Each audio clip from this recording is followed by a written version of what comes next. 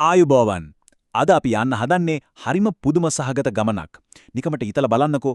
රතු පාටට දිලිසෙන උණුසුම් මූලික ලෝහ කුට්ටියක ඉඳලා අපේ මේ මුළු ලෝකෙම ක්‍රියාත්මක කරන අතිශය සංකීර්ණ යන්ත්‍ර කොටස් දක්වා ලෝහවලට තියෙන මොන වගේ කතාවක්ද කියලා. අද අපි මේ විස්තර කිරීමෙන් හොයලා බලන්නේ අන්න ඒ අපූර්ව ජීවන චක්‍රය ගැනයි. මේ ගමනේදී අපි ප්‍රධාන කාරණා කීපයක් ගැන කතා කරනවා. අමු වාණේ කුට්ටි හැඩගන්වන විදිය, ලෝහ හැඩගන්වන අත්‍යවශ්‍ය ශිල්පීය ක්‍රම, ඒවා එකට සම්බන්ධ කරන විද්‍යාව, වගේම තාපිය පාවිච්චි කරලා ලෝහවල ගුණ වෙනස් කරන හැටිත් අපි බලනවා. ඒ වගේම වාත්‍යාකඩවල තියෙන විශේෂත්වය සහ මේ හැමදේම එකතු වෙලා අපේ නවීන ලෝකය ගොඩනැගිලා තියෙන විදිහත් අද අපි කතා කරමු. හරි. එහෙනම් අපි මුලින්ම බලමු මේ අමු වාණේ කුට්ටි කොහොමද හැඩගන්වා ගන්න කියලා. ඒ කියන්නේ ප්‍රාථමික වාණේ නිෂ්පාදනය සිද්ධ වෙන විදිය. මහා දැවන්ත ලෝහ කුට්ටියක් අපිට පාවිච්චි කරන්න පුළුවන් හැඩතලයකට ගෙන එක ඇත්තටම මාරම වැඩක්. මුලින්ම කරන්නේ සෝකින් පිට් එකක මේ කුට්ටිය රතු පාට වෙනකම්ම හොඳට රත් කරන එක.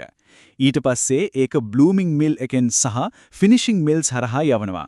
එතනදි තමයි මේ ලෝහ කුට්ටිය ක්‍රමයෙන් තද කරලා එහෙමත් නැත්නම් සම්පීඩනය කරලා අපිට අවශ්‍ය නිවැරදි හරස්කඩ ප්‍රමාණය ලබා ගන්නේ. මේ ක්‍රියාවලියේදී යොදන දැවැන්ත බලය ගැන හිතාගන්න. මේ සංඛ්‍යා දෙක දිහා විතරක් පොඩ්ඩක් බලන්නකෝ. නවීන කන්ටිනියුවස් මිල්ස් වලට පුළුවන් සෙන්ටිමීටර් 11ක් මහත දැවැන්ත වාණේ තහඩුවක් ඒක ඉස්සරහට ගමන් කරන ගමන්ම සෙන්ටිමීටර 0.127ක් වගේ අතිශය තුනී තත්වයකට පත් කරන්න. නිකමට හිතන්න ඒකට කොයිතරම්නම් අසීමිත බලයක් දෙන්න ඕනද කියලා. දැන් අපිට මූලික හැඩතල තියෙනවා. ඊළඟට අපි බලමු මේ ලෝහ අපිට ඕන විදියට හැඩගන්වන්න පාවිච්චි කරන අත්‍යවශ්‍යම ශිල්පීය ක්‍රම මොනවද කියලා.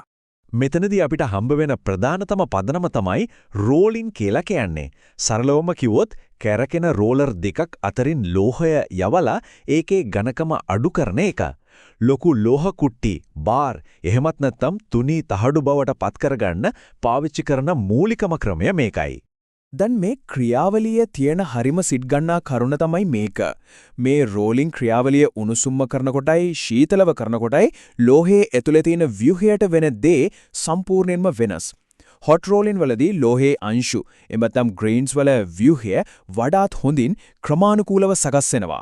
හැබැයි කෝල්ඩ් රෝලින් වලදී වෙන්නේ ඒ අංශු දික් වෙලා ව්‍යුහයේ යම් විකෘති වීමකට ලක්කන එක.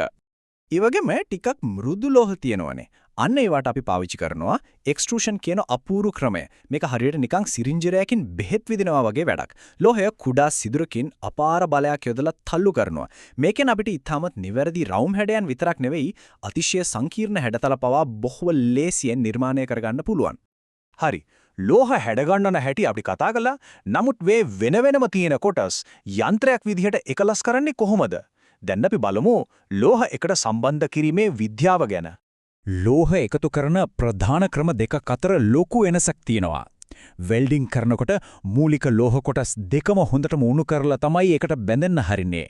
හැබැයි බ්‍රේසිං එහෙමත් නැත්නම් සෝල්ඩරින් වලදී මේ මූලික ලෝහය උණු කරන්නේ නැහැ. ඒ වෙනුවට වෙනත් පිරවුම් ලෝහයක් උණු කරලා ඒ හිඩස් වලට යවනවා. මේකේ තියෙන ලොකුම වාසිය තමයි බ්‍රේසිං වලදී ලෝහයට ඇතිවන තාප ආතතියේ ගොඩක් මාඩු වීම.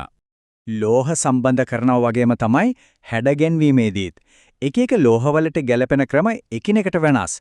උදාහරණයක් විදිහට වාණේ කියන්නේ හරිම ශක්තිමත් ලෝහයක් වුණාට ඇලුමිනියම් වගේ ලේසියෙන් ඩයි කාස්ටිං ක්‍රමයට හැඩගන්වන්න බෑ.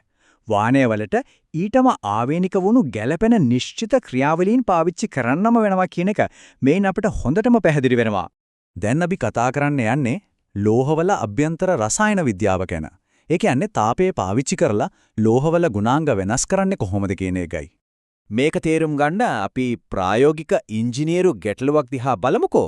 නිකමට හිතන්න වාහන එන්ජිමක තියෙන කනෙක්ටිං රොඩ් එකක් හරිම මෘදු ලේසියෙන් නැමෙන සුළු ඩෙඩ් මයිල් කියන වාණය වර්ගයෙන් හැදුවොත් මොකක් වෙයිද? උත්තරය ඇවිල්ලා ඒක අනිවාර්යයෙන්ම ඇද වෙනවා. පිස්ටන්යෙන් එන දැවැන්ත පීඩනය දරාගෙන ක්‍රෑන්ක් ෂාෆ්ට් එක කරකවන්න නම් කිසිසේත්ම නොනැමෙන අතිශය ශක්තිමත් මීඩියම් කාබන් ස්ටීල් එකක්ම අවශ්‍ය වෙනවා. ඒ කියන්නේ හැම වෙලේම නම්‍යශීලී බව කියන්නේ වාසියක් නෙවෙයි. මෙතන තියෙන වැදගත්ම රහස තමයි තාපය මගින් මේ ශක්තිය පාලනය කරන එක. වානේ ඉක්මනින් සිසිල් කරලා දැඩි බවක් ලබා ගත්තට අතුරු ප්‍රතිඵලයක් විදියට ඒක ලේසියෙන් කැඩෙන සුළු වෙනවා. ඒ නිසා තමයි ආයෙත් මන්ද වශයෙන් රත් කරලා ඒකේ තියෙන බින්දන සුළු බව අඩු කරගන්න ටෙම්පරින් කියන ක්‍රියාවලිය කරන්නේ. මේක හරියටම නූලටම කරන්න ඕනේ සියුම් සමතුලිතතාවයක්. හරි. වාහනය ගැන කතා කළා ඇති. දැන් අපි බලමු මේ වාත්තු යකඩ එහෙමත් නැත්නම් කාස්ට් අයන් වල තියෙන බලය මොකක්ද? ඇයි කර්මාන්තවලට මේවා මෙච්චර වැදගත් වෙන්නේ කියලා. වාතු යකඩවල ප්‍රධාන වර්ග දෙකක් තියෙනවා.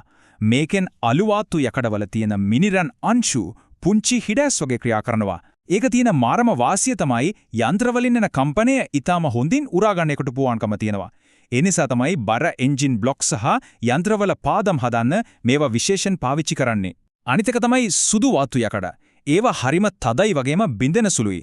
හැබැයි ඇනීල් කිරීමෙන් ඒවා ශක්තිමත් තත්වයට පත් කරගන්න පුළුවන්. දැන් අපි එන්නේ අපේ අවසාන කොටසට. මේ කතා කරපු හැම දෙයක්ම එකතු වෙලා නවීන ලෝකයේ ගොඩනැගිලා තින්නේ කොහොමද අපි බලමු ඒකේ ප්‍රායෝගික යෙදුම්. මෙන්න මේ වේග 4ක ගිය පද්ධතියක අභ්‍යන්තරය දිහා පොඩ්ඩක් බලන්න. අර අපි කලින් කතා කරපු මීඩියම් කාබන් ස්ටීල් මේ වගේ අධික පීඩනයකට ලක්වෙන ගියර් රෝද සහ ෂාෆ්ට් හදන්න කොයිතරම්නම් අපූර්වට ගැලපෙනවද? ඒ වගේම මේකින් අපිට තවත් අපූර්ව දෙයක් පැහැදිලි වෙනවා. ඉන්ධන දහනයේ නැතිවන බලය චලිතයක් බවට පරිවර්තනය කරන මෝටර රථයක ක්‍රෑන්ක් ෂාෆ්ට් එක කොච්චර සංකීර්ණද? මේවා නිර්මාණය කරලා තියෙන්නේ අර අපි මුලින්ම කතා කරපු ලෝහ හැඩගැන්වීමේ තාක්ෂණික ක්‍රම හරහාම තමයි. තවත් උදාහරණයක් විදියට පිස්ටනයක් සහ කනෙක්ටිං රොඩ් පද්ධතියක් දිහා බලමු. මං කලින් ඇහුවා මතකද කනෙක්ටිං රොඩ් එකට මෘදුබාණේ පාවිච්චි කරන්න බෑ නේද කියලා? ඔව්. මේ වගේ සංකීර්ණ ව්‍යුහයකට ඒ දැවන්ත පීඩනයට ඔරොත්තු දෙන්න නම් කොයිතරම් ශක්තිමත් ලෝහයක් අවශ්‍යද කියලා දැන් ඔබට පැහැදිලි ඇති. මේ ගැන කතා කරනකොට තවත් අවසාන ඉංජිනේරු ප්‍රහේලිකාවක් අපි විසඳලමිමු. වාෂ්ප කපාට වගේම මේ පිස්ටන් වගේ අතිශය අධික උෂ්ණත්වයක ක්‍රියාත්මක වෙන කොටස් වලට නිකල් සහ ක්‍රෝමියම් මිශ්‍ර කරපු වානේ පාවිච්චි කරන්නේ ඇයි කියලා හිතලා තියෙනවද? හේතුව තමයි ඒ තරම් අධික උෂ්ණත්වයක් නිසා ලෝහ ඉක්මනින්ම මලකඩ කැමට ලක් වෙන්න පුළුවන්. අන්න ඒක වළක්වාගෙන මුළු එන්ජින්මම විනාශ වෙන එක නවත්තන්න තමයි 12ත් 15ත් අතර ක්‍රෝමියම් අඩංගු කරපු මල නොබැඳෙන වානේ. එමත් නැත්නම් ස්ටේන්ලස් ස්ටීල් මේ සඳහාම පාවිච්චි කරන්නේ. බලන්න මූලද්‍රව්‍ය පොඩ්ඩක් වෙනස් කිරීමෙන් අපි කොච්චර ලොකු විනාශයක් වළක්වා ගන්නවද? අපි මේ ගවේෂණය අවසන් කරන්න කලින් මේ වෙනස දිහා විතරක් අවධානය යොමු කරන්න. එක් පසකින් තියෙනවා දැවැන්ත වානය පාලමක්. ඒකෙන් ලෝහවල තියෙන මහා පරිමාණ ව්‍යුහාත්මක ශක්තිය පෙන්눔 කරනවා. අනෙක් පසින් තියෙන්නේ ඊටාම සංකීර්ණ බොයිලරුවක අභ්‍යන්තරයක්. ඒකෙන් පෙන්වන්නේ ලෝහවල තියෙන ක්ෂුද්‍ර පරිමාණීය නිර්වද්‍යතාවය. මේ සැගවුණු භෞතික සහ තාප බලවේගය මෙල්ල කරගෙන අපි අපේ මුළු නවීන ලෝකයම ගොඩනගාගෙන තියෙන්නේ කොහොමද කියලා හිතනකොට ඒක ඇත්තටම විස්මිතයි නේද? මේ ලෝහවල අපූර්ව ජීවන චක්‍රය ගැන තවදුරටත් ගවේෂණය කරන්න මේ කරුණු ඔබට හොඳ ආරම්භයක් වෙයි කියලා මම විශ්වාස කරනවා.